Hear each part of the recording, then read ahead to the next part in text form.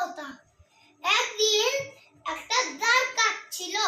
সেই দাঁড় কাক ময়ূরের মতো সুন্দর ছিল। সুন্দর হতে চেয়েছিল আর বলেছিল আমাকে তোমার টিপে নেবে।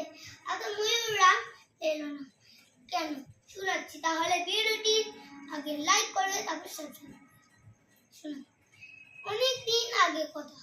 একটা একটা একটা দাঁড় কাক ছিল। সে ময়ূরের মতো সুন্দর হতে চেয়েছিল। একদিন দাঁড় কাক যাচ্ছিল, দেখলো কি ময়ূরের পালক। তারপর ভাবলো আমি এটা পরে সুন্দর লাগবো, আমি পরে নিয়েছি। পরে আর মনে বললো বাহ, আমার তো ময়ূরের মতো সুন্দর লাগবে। তারপর দাঁড় কাকের দল দেখতে বললো তোরা একটা বিচ্ছু, খারাপ। তারপর ময়ূরদের দলে গেল, ময়ূররা বুঝে গেল। তারপর পালকগুলো খুলে ঠোঁট দিয়ে ঠোকা মেরে আর দল থেকে বার করে দিল।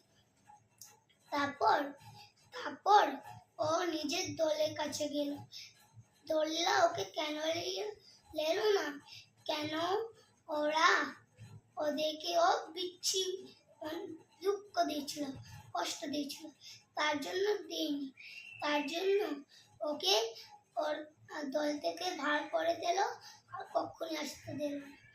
আর নমস্কার, আর কখনই লাইক করতে আর ভুলবে না। ভিডিওটি লাইক করো আর নিচে বাটনটা টিপতে রাখো। আর এবার দেখি সবাই লাইক করে। এবার দেখি মা বাবার জন্য কে কে লাইক করে। লাইক না করলে বুঝে যায় তোমরা তোমার মা বাবাদেরকে ভালোবাসো।